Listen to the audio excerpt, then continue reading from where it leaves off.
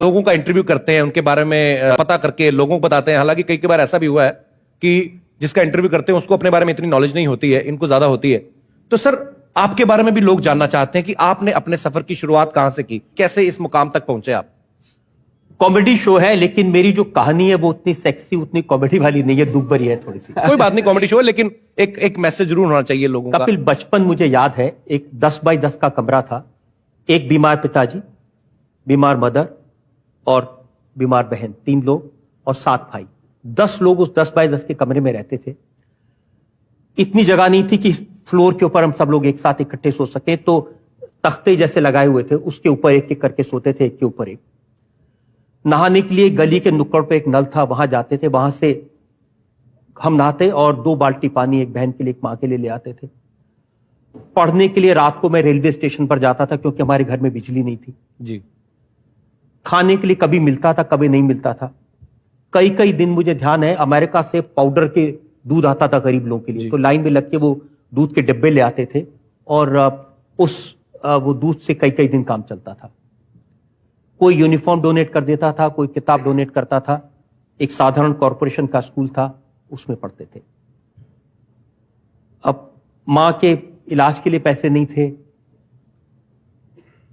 और तो उसका एक बड़ी मन में तकलीफ थी, और सपने बहुत छोटे छोटे थे, इतने छोटे थे कि बस कहीं बैंक में नौकरी लग जाए, दोनों बैंक में ओवर टाइम मिलता था, तो इतने कमा सके कि 2 वक्त खाना मिल सके।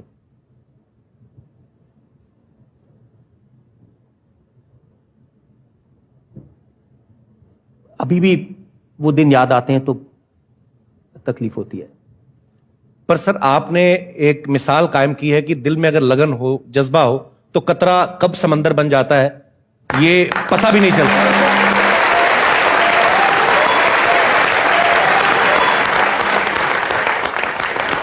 एक बार जोरदार तालियां रजत सर के लिए।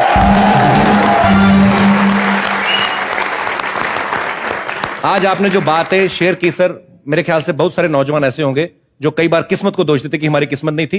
तो बात वही है, आपके अंदर जज्बा होना चाहिए। किस्मत विस्मत कुछ नहीं होती, आप खुद लिखते हैं अपने लिए। आपके दिल में जो भी है, जो भी आप करना चाहते हैं, अगर सच्ची लगन से करें तो आप भी वो मुकाम हासिल कर सकते हैं। मैं कपिल बताना चाहता हूं लोगों को कि सपने देखने चाहिए। हमने तो नहीं सपने देखे थे, लेकिन जो हमारे बाबूजी थे वो सपना देखते थे। घर में टीवी नहीं था, तो पड़ोस के घर में हम टीवी देखने जाते थे। उन दिनों क्या होता था, आधी फिल्म सैटरडे को दिखाते थे, आधी फिल्म संडे को दिखाते थे। तो एक दिन जब संडे को बाकी फिल्म देखने गए, शहीद फिल्म थी, तो उन्होंने अंदर से दरवाजा बंद कर लिया। मैं घर वापस आया तो आंख में आंसू थे। तो बाबूजी ने पूछा कि क्या हुआ, तो मैंने कहा हम फिल्म देखने गए थे, उन्होंने दरवाजा बंद कर लिया, मैं आधी फिल्म देख नहीं पाया। तो उन्होंने कहा कि किसी दूसरे के घर में किसी तीसरे को टीवी पर देखने जाते हो, कुछ ऐसा करो कि तुम टीवी पर आओ और लोग तुम्हें देखें। वाह।